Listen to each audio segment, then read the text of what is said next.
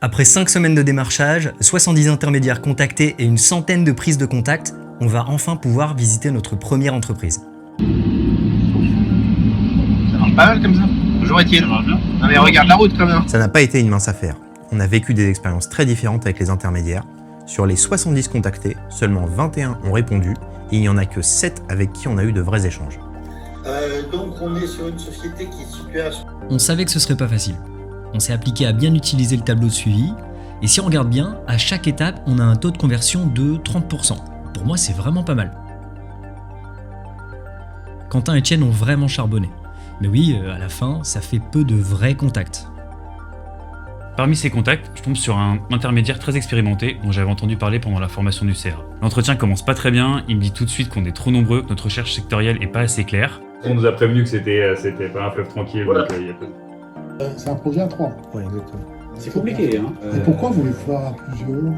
Nous, la difficulté, c'est que la plupart des boîtes qui sont vendues, il y a un seul dirigeant. Donc on doit trouver une boîte où on peut vivre sur le salaire du dirigeant divisé par 3. Bon, je me débrouille comme je peux pour lui expliquer notre approche. Et très vite, il embraye sur J'ai un dossier, je sais pas si ça va vous intéresser. la pisciculture. Alors une pisciculture, qu'est-ce que c'est? C'est un endroit où on élève des poissons. C'est un peu comme une ferme. Et là, on parle pas de n'importe quelle ferme. C'est un site proche de Paris avec plus de 100 ans de savoir-faire. Le gérant détourne le flux d'une rivière pour alimenter ses bassins. Il élève ses poissons sans médicaments ni antibiotiques. Pour ceux qui cherchent du circuit court proche de Paris, difficile de faire mieux. C'est magnifique ton histoire, Étienne. Mais là, on va avoir besoin de concret. Est-ce que la société est assez importante pour nous trois? Est-elle suffisamment rentable? Et surtout, est-ce qu'on va trouver des axes de croissance? À ce stade-là, j'ai pas encore les éléments. Faut d'abord que je signe un NDA. Un quoi? Un NDA, Maxence, c'est l'abréviation de Non-Disclosure Agreement.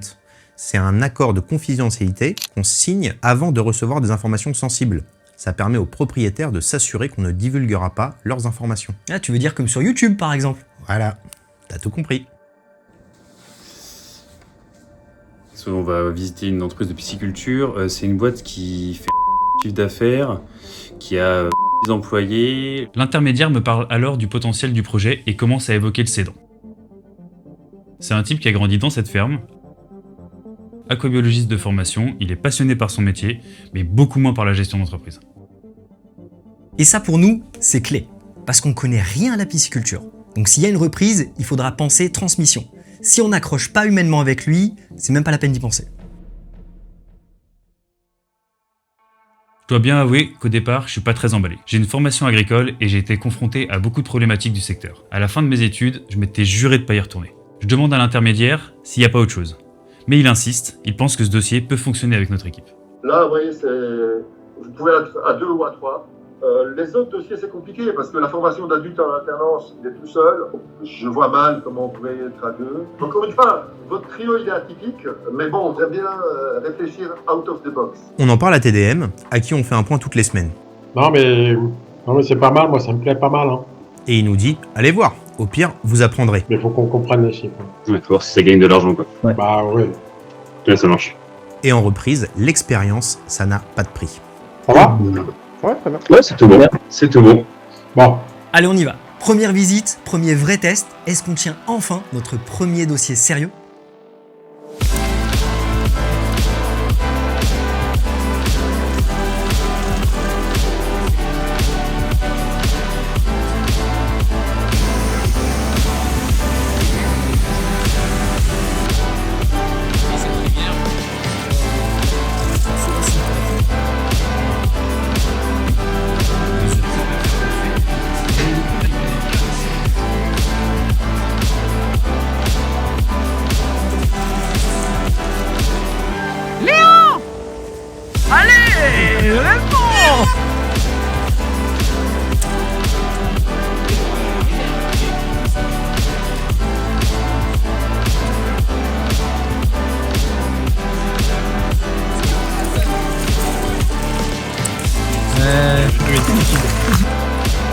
Ça, c'est ta qualité.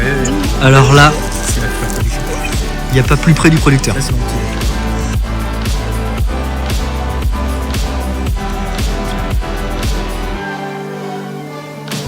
Allez, retour à chaud.